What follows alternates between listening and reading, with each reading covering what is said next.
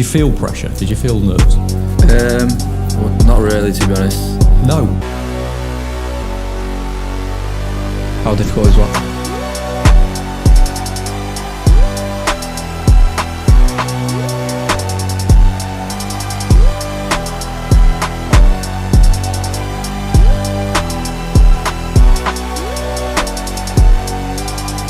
Don't know. Next question.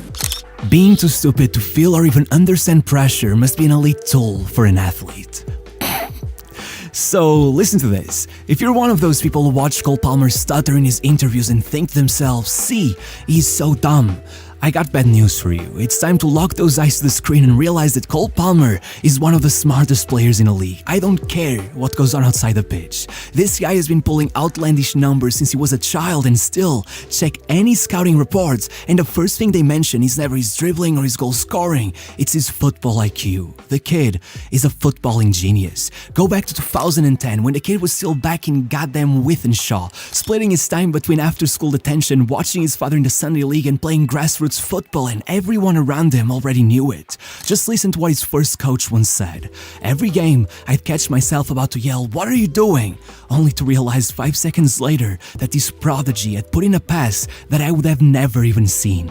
At that age, Liverpool City and his childhood club Man United were already all coming after him, and even then, he remained cold-blooded. The second United told him he'd only be coming in for a trial, he turned their backs on him and joined City instead. He wasn't gonna allow anyone to slow him down. In fact, hear this story out. In 2018, the Man City Academy held a meeting to decide which players to kick out of the club, and Cole Palmer's name was on the list.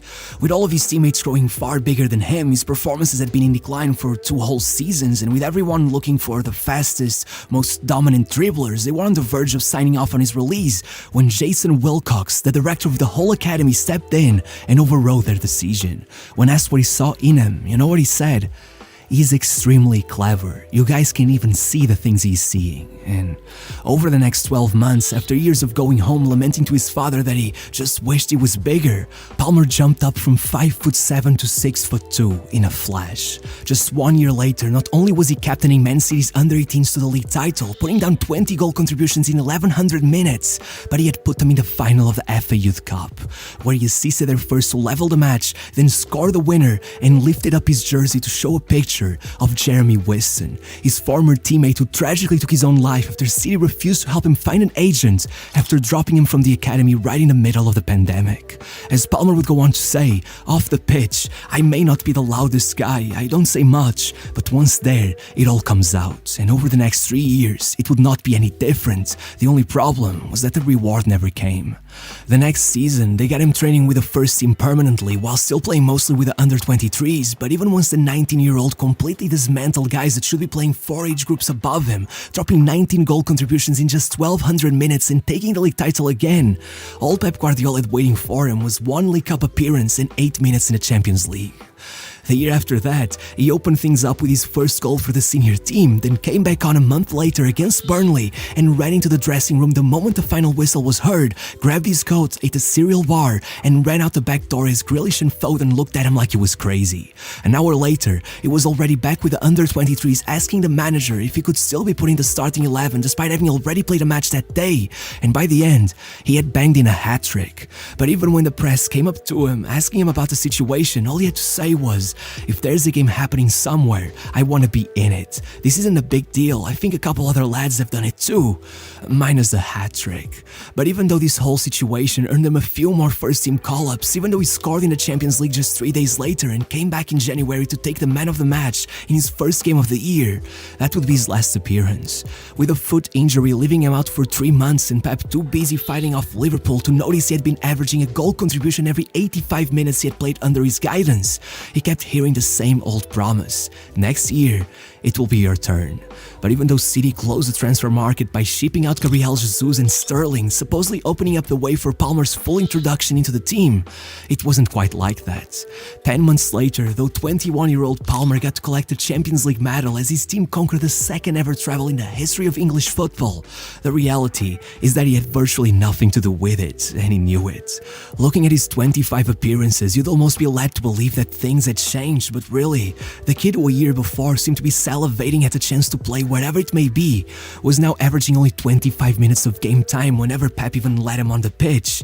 Either things changed, or Palmer was gonna have to change them himself. And so, 12 days after the Champions League final, Palmer arrived at the Under-21 European Championship, and though he started off slow, once he watched Gibbs White miss a penalty in the semi-finals, risking England's best chance at taking that trophy in 39 years, like clockwork, Palmer showed up, assisting the opener, scoring the second and then assisting the third, coming back 3 days later to smacking the free kick that won them the whole thing.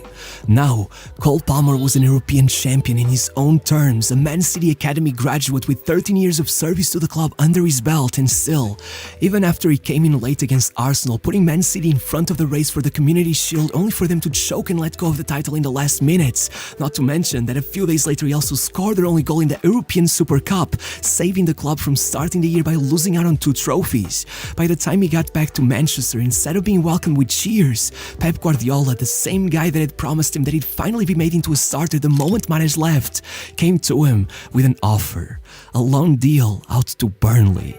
Palmer's answer was simple: no, and I want to leave. For weeks they pleaded with him, tried everything to make sure he stayed, but just as negotiations seemed to be looking up, it was announced Man City had signed Jeremy Doku, a 21-year-old winger, for 65 million euros. There were about 11 months left before the Euros took place, and with Palmer still on 0 international caps and willing to do anything to make sure his name was on that list, that was the straw that broke the camel's back.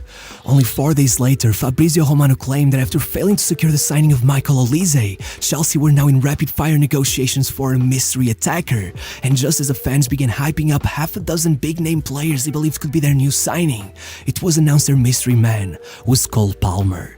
To say some fans were disappointed would be putting it lightly. They had just paid 50 million euros for a 21-year-old kid that still lived at his parents' house. They already had Madueke, Mudryk, Sterling and Nkunku in their ranks, and now they were paying a fortune for a guy that had 1,400 minutes of senior football to his name.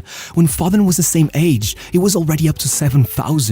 It was really hard to argue that after spending over $1 billion in transfers, this would be the guy that was going to fix the most dysfunctional squad in the country, but then Palmer did his thing. After 3 substitute appearances, strangely even being deployed as a central midfielder on his debut, he was given his first start for the club, and straight away, with Chelsea needing to score, he pulled the ball back and put it in between a defender's legs, assisting their only goal and taking the Player of the Match award as he put them through to the next round of the League Cup. Suddenly, all the newspapers were writing that Cole Palmer cannot be kept on the bench, and Pochettino must have seen those headlines because the game after that, he put Palmer on the starting 11. It started with a goal and assist against Burnley, then a goal in a draw against Arsenal, an assist against Blackburn, a man-of-the-match performance with another goal and assist against Tottenham, and sooner than anyone thought, the doubters were being forced to swallow their words. As Pochettino himself told the press, he arrived on deadline day and he's already playing like he's been here for 10 years. However, the next game would be his trial by fire. It was time to face Man City. Going in, Chelsea were by far the underdogs, but after one of the messiest and most spectacular games of the season, their one chance to stun Man City with a draw came down to a penalty in the 95th minute. So with 40,000 fans holding their breaths, Palmer asked Sterling to let him take it and proceeded to smack it into the top corner. When the reporters asked him, "Did you feel nervous?" he went, "Not really. You can say whatever you want, but out there are dozens of dribbling prodigies, but to find one who, aside from all the technical skills, has the vision and the mentality of a veteran, that is truly special. Special enough that only 2 months after being released from the shackles of Man City and being allowed to shine, Cole Palmer was already getting called up to the national team. And once back, I guess it was time to defeat the allegations that he could only score penalties, because Palmer went in with a goal away at Old Trafford. They not only carried the team on his back with 2 goals and assists as they beat Luton 3-2, but made sure the second of those goals was an absolute stunner that even got nominated to the Goal of the Month, before hitting his trademark celebration for the first time, which, ironically, wasn't even his idea. He was just imitating his friend Morgan Rogers from Middlesbrough, though, given the fact the fans had already nicknamed him Cold Palmer, it surely made a lot of sense. And even better, with those goals after just 12 starts for the club, he had already become only the 5th under-21 player in Chelsea's history to reach double figures for goal contributions. As Cesc Fabregas would say, just last year, he wasn't even being considered to play in the Champions League final, and then all of a sudden, he gets a move to Chelsea, and now he's the player of the year. Though, hilariously, if that maybe seemed like a bit of an exaggeration then, well, the best was yet to come. Look, after starting the year with 3 goals and an assist in the first 4 matches, Palmer went on a tiny dry streak, just 1 goal and 2 assists in his next 7 starts. But no matter how well he had been playing up to that point, Chelsea had only won 8 out of their previous 21 matches, sitting 11th in the table with a negative goal difference, more defeats than wins, closer to the bottom than they were to the top. Not to mention, they had just wasted their one chance at a trophy by losing the League Cup final to Liverpool in their very last match. The one way of even remotely redeeming themselves that season was to somehow manage to climb up the table all the way to the European qualification spots, but to do that, they needed a miracle, or I guess, they needed Cole Palmer.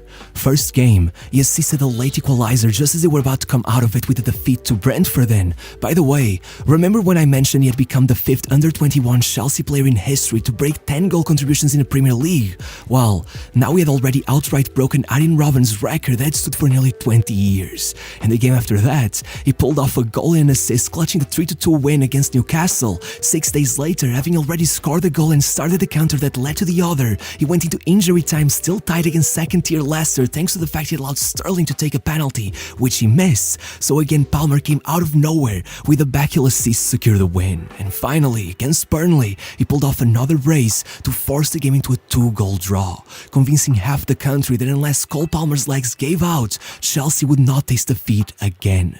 And as for that other half, well, the next game was against Manchester United.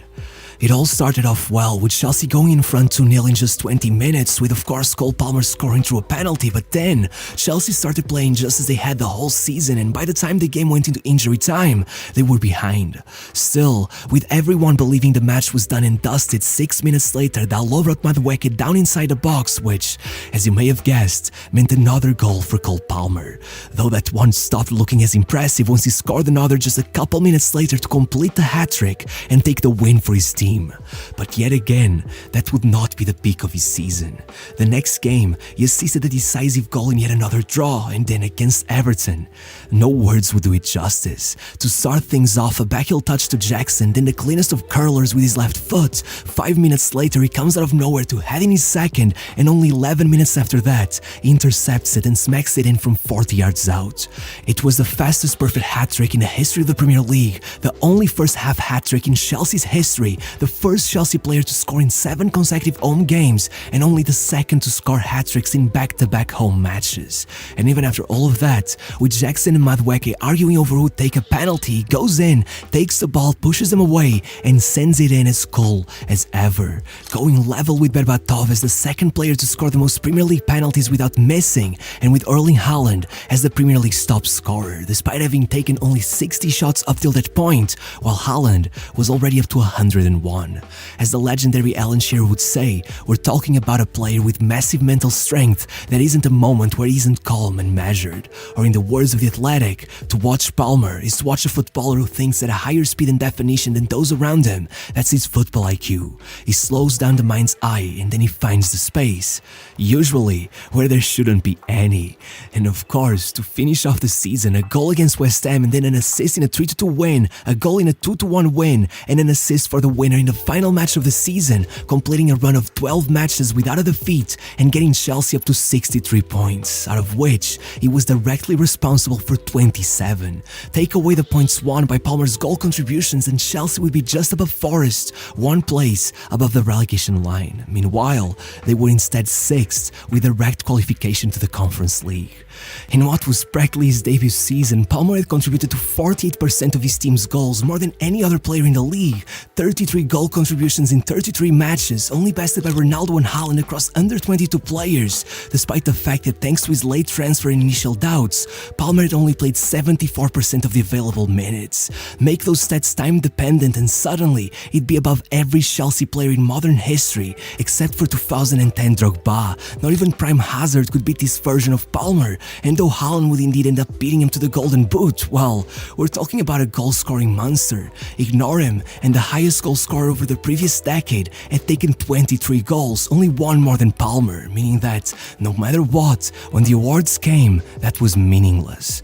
Palmer was awarded Chelsea's Player of the Season twice, once by the fans and another by his teammates, then the Premier League's Young Player of the Year and the PFA Fans Player of the Year, only narrowly missing out on the main award to Foden. But I mean, would the same have happened if they switched teams? I don't know, but when they asked Guardiola about Palmer, the one that got away, he said, "If I had given him the same minutes I gave Foden, he'd still be here. That is my responsibility." But again, and I feel like I've said this a million times, he wasn't done.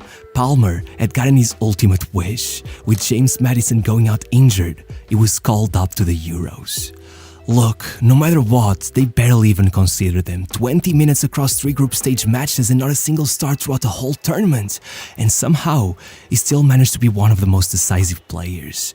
In the semi-final, with the game about to go into extra time, he was subbed in with 10 minutes left alongside Watkins, who told him, "Set me up and I'll score." And not only did he do just that, putting them in the final, but once there, again, he came in late and with England trailing behind, he needed only 4 touches on the ball to score the equalizer, though England would concede again and go home empty-handed. But trust me, regardless of how little game time he got, there were not many players on that team who deserved that trophy much more than him.